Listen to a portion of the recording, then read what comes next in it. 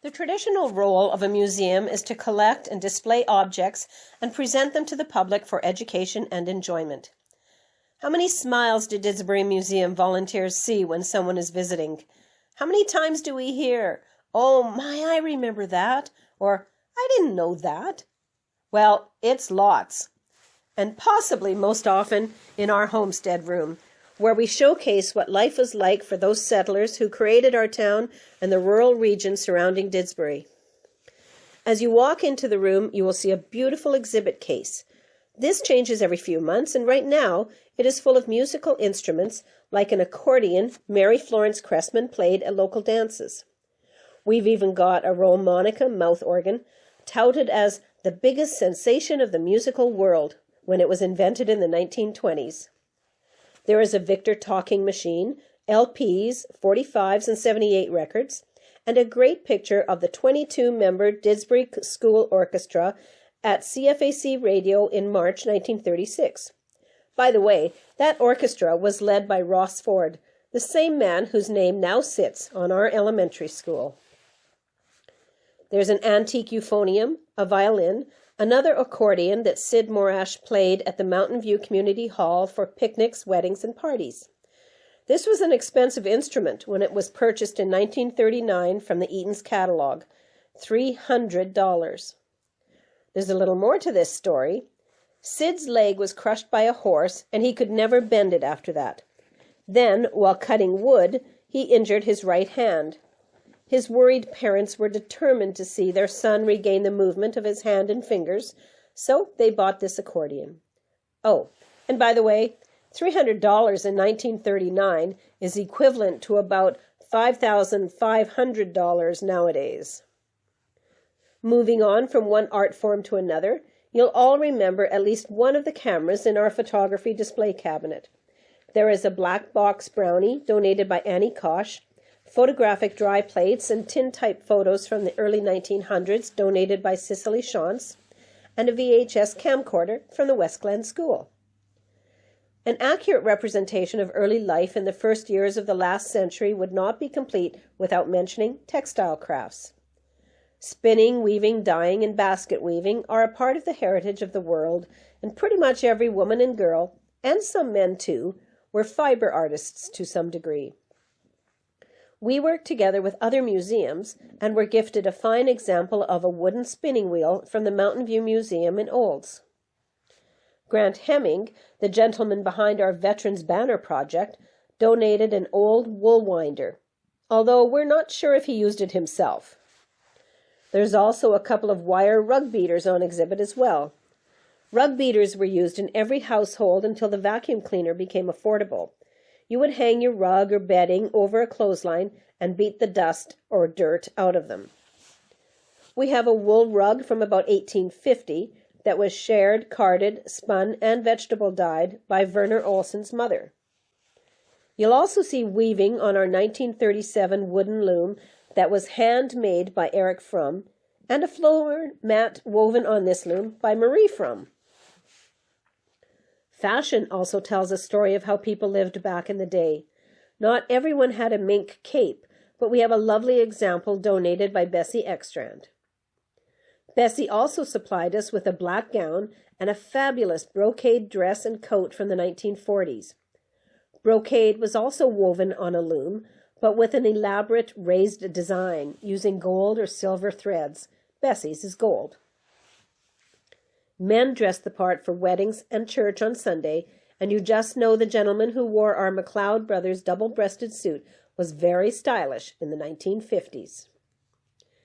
Wait till you see the perfume bottles, dressy hats, and even a tapestry purse gifted to the museum by the first female town councillor, Anne Milne. If you like sewing, you'll enjoy the old sewing machines we have. One is even a crank model donated by Margarita Neufeld. Another is an 1879 domestic sewing machine used by Elizabeth Archer. Stop for a minute and imagine this. Each domestic was built by hand. They sold for $60, and in 1879 at about $1.34 a day, that was several months' wages. Many ladies either shared a machine with their sisters or mothers, or for a while, there would just be one machine seamstress in a town. Ladies sewed lots of items from flour sacks in the 1930s, and you'll get a kick out of how industrious our homesteaders were. The walls of the homestead room are lined with beautiful quilts in our linen cupboard, and some are on the bed and dresser. And of course, many more quilts on the walls of most of our rooms. Moving on to equipment in the home, these include a Sea Breezer clothes press ironer from the 1950s. We have got sad irons, a Jiffy hat steamer, and a kerosene blue iron, all up to an electric iron. And a wooden clothes mangle from 1900. That was how they wrung water from wet laundry before hanging on a clothesline outside to dry.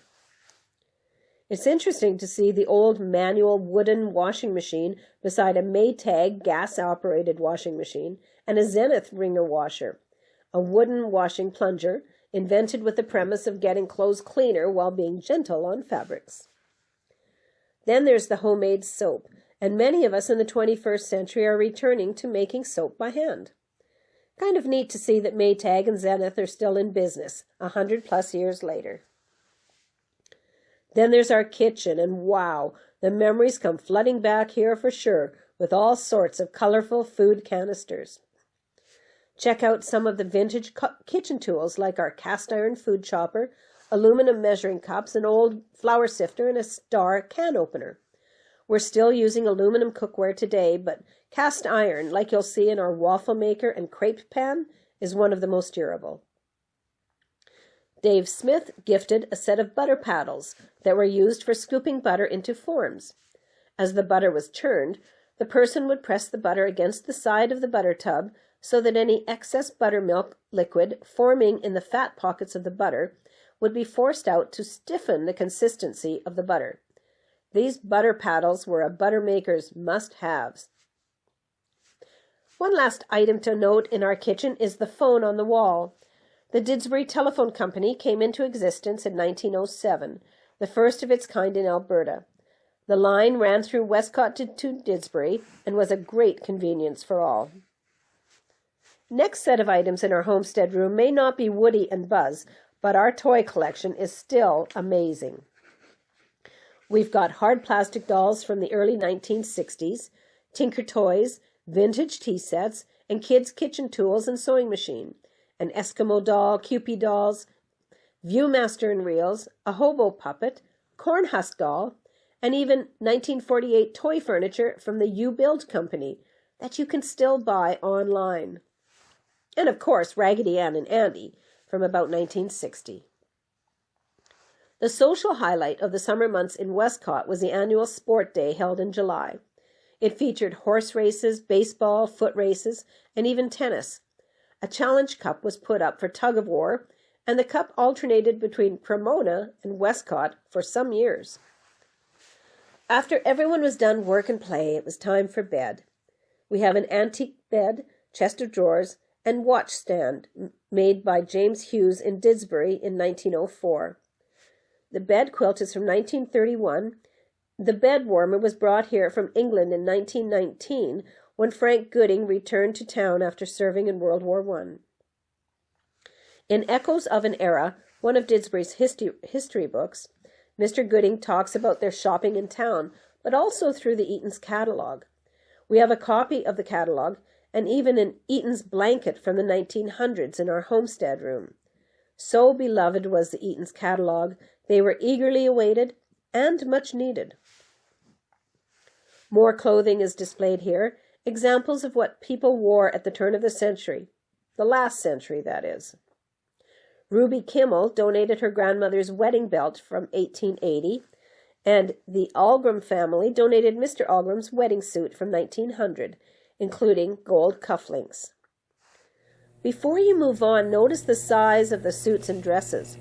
In 1900, the average height of men serving in World War I was about 5 foot 7 inches, and they weighed only about 150 or 160 pounds. You will notice the suits we have on exhibit probably wouldn't fit today's husband or son. Fashion designers will marvel at the lovely silver hat pin with amber stones, and at Grace White's silk wedding dress. Made in 1912, it has beautiful beaded accents, like the gowns worn by ladies on the Titanic. One special exhibit includes a hand-sewn pearl-beaded headband worn by Shirley Doran when she married Herman in 1954.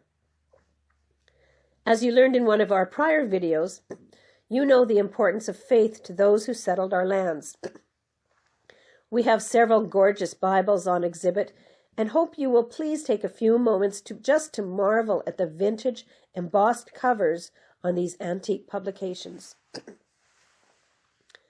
Something else quite unique at the Disbury Museum is a stereoscope from 1838.